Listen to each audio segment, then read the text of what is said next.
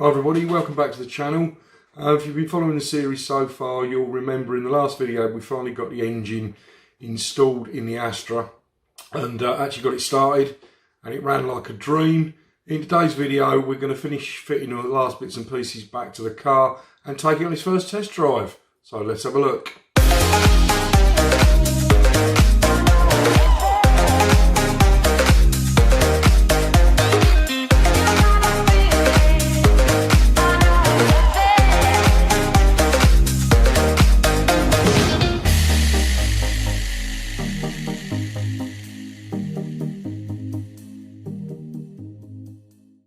So this is the front panel that's going to go on there, obviously, and I'll just talk about that little switch. I'm sure that that switch there, underneath there, that little sensor, whatever it is a crash detection switch for the airbag system, and that's where this little plug plugs into.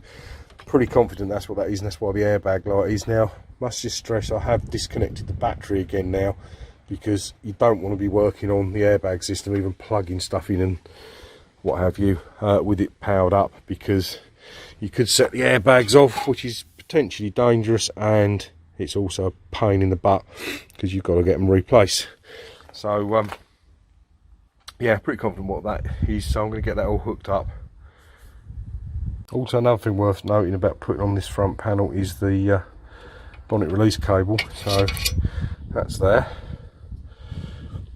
and what happens with that is it goes through that slot in the panel. There's a little clamp there that we need to tighten up. That clamps over there, and then obviously there's a little slot that goes in to hold that tight, and then this side is the tricky bit. Before you do that clamp up, you need to pull the cable out of the sleeving a little bit, so we get a better shot of that. So there, so we've got the cable pulled out of the sleeving, and then we need to get that behind this clip, and the metal part of the clamp there, of the end, won't go into that clip, but the cable will. So once it's in, that will pull through and sort of lock itself in place. I'll do that and I'll show you what it looks like when it's done. So there you go, that's in place now. You can see what I mean. That piece there will slip behind the little spring clip there, but this bit won't, so you have to pull that out enough to slip behind there. Obviously when this is all in place and you pull the bonnet release, that'll all go back into its sheathing, and we'll tighten up that little clamp. The cable that should come out of that, we'll tighten that all up when we've got it back together. Obviously all that does, I don't know if you can see down in that hole, but there's a part that springs there, just there, I think you can just about see it, and that clips around the bonnet release, around the bonnet catch, and then when you pull on that cable it pulls it back. You can see it better there, pulls it out of the way, lets the bonnet open. Quite a simple design really, but effective. So let's crack on. So just fitting the front panel, and I thought it was worth pointing out again, you've got these nice dirty marks on here, and obviously the holes are fixed, and there's a little bit of play in the holes in the front panel, so you can sort of jiggle it about. I've got it sort of semi-fixed, that end loosely, with the bolts in loosely, but the good thing is with these dirty marks you can see where the bolts were, so you can line this panel up, very similar to what we did on the engine mounts down there. The engine mount down there, if you remember we did that with those, and again do the same thing with here, and you should get this panel lined up, and hopefully it will mate nicely with the bonnet catch, because we did the similar thing with the bonnet mountings there and there. So hopefully everything will line up nicely. Might need a little bit of adjustment, but should be good. So this front panel all nicely mounted, the cable clamped there, the bonnet release cable all clamped in there. There was obviously a mark on the casing where that had been nipped before, so I put that in the same place. These are the little cable clamps coming through from the other side that hold the cable, the wiring on that goes to that sensor, which is where the other clip is there. So I think it's here. Yeah, it's just there. Look. So I'm thinking that's the crash sensor there. Air intake, we just had the air intake, just had to pull that off just to get it was already in that slot with that bolt. So I had to undo that bolt, slide it back just to get it into those two slots. So anyway, that's all on now. That cable that was dangling down here, I've just, I'm not sure if you can see that, I've just cable tied it around the subframe now. so that's up there nice and safely. Out of the way. This one goes on the crash bar, which is the next thing to fit now. So there's the bolts for that end, there's the bolts for that end, and the crash bar. Obviously that's a hole there for the towing eye, which is there. Just going to bolt that on, and then I think this clips along the top, and then there was a piece riveted on some protective foam, riveted on there and there. So I've got spot rivets. I'll probably just knock those out and rivet that back on just to keep it in place. So as a crash bar fitted, did just remove the headlights. There's only 3 fixings, one up on top of the wing just there, another one on the panel there, and then there's another one, I think it was that one just there, just holds the headlight in place. It was easier just to get these bolts in, so they're all tightened up now. This bit's on, it does clip on, but the rivets that I was speaking about earlier were just in those holes there, so I'm just going to put a couple back in there. Another one up this end somewhere. Where is it? Can't see it now. There. Just going to put them in because it does tend to fall off a little bit, and it's just to keep it's nothing to do with safety, just to keep the plastic moulding in shape on the front. And obviously the grille does clip to this as well, so we don't want that popping off. So I'm going to put a couple of rivets in there, and then we'll put the headlights back in, and then I think it's tackle that little dent there just so we can tap some of that out, and then the front bumper on.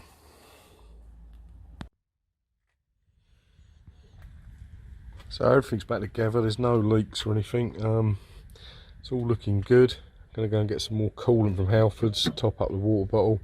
Oil levels are fine, engine runs a treat, so it's time to take it on a bit of a test drive, I think.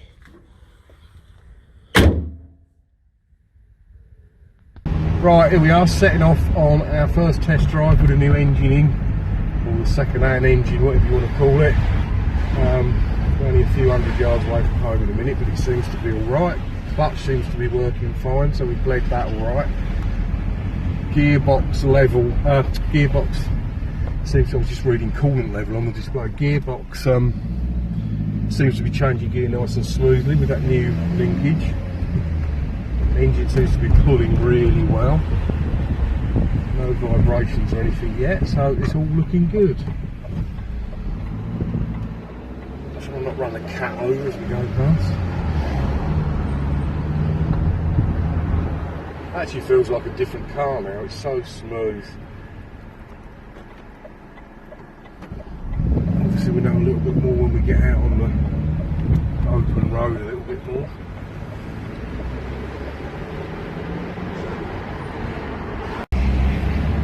Right, so we've now done 14.7 miles. That involved a stop at Halfords and a stop at Tesco's for petrol, stop at Halfords for antifreeze, stop at Tesco's for petrol, checked underneath the car, there's no leaks, it's running really nicely, really smoothly, pulling well, starts first time. The only slight problem is the engine management lights come on, but it's still running fine, so when we get back home we'll stick the code reader on and read the code, see what's going on. And have a look at fixing that. It could be just a wire come off, or pipe or something come off somewhere, but we'll soon get to the bottom of it. But other than that, it's all looking good. So back from the test drive, it all went fairly well. Car pulls nicely, nice and quiet, nice and smooth, which is the main thing. Did about 15.6 miles, as we can see there, quite faultlessly, until on the way home, about halfway home, the engine management light came on. You can see it just there, which is a bit of a pain. Now I have got a proper, well not a proper, but a PC based piece of software with an interface that you can do a lot of diagnostics on, but I've also just got this little code reader that I think it cost me about, I don't know, about 30 quid. So I'm going to plug that in and see if we can read the code. So down here underneath the handbrake is this flap, and if we pull that up, he says, there we go, just pop it out, we've got the ODB port down there, and this plug here plugs into it like so. So we can see the system powering up, or the little thing powering up, and we want to do ODB, DB, whatever it says there, ODB2 and ODB. So press the enter button, waiting for vehicle to respond, communicating, reading system status. It's flashed up, error codes found, 1. So it's now defaulted to the read code, so we'll do enter.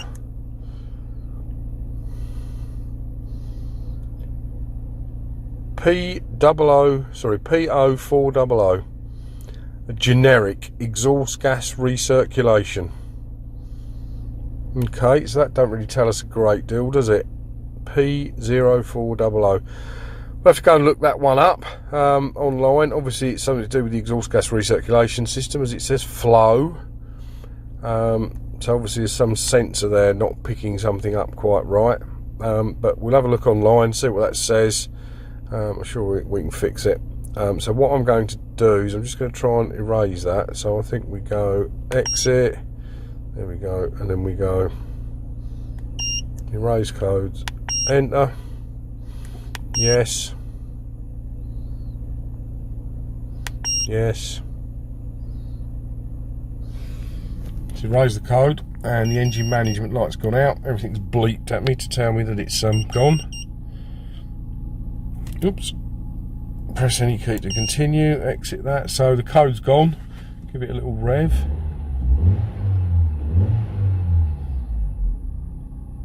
And it's not come back on again. So I'll do a little bit of research.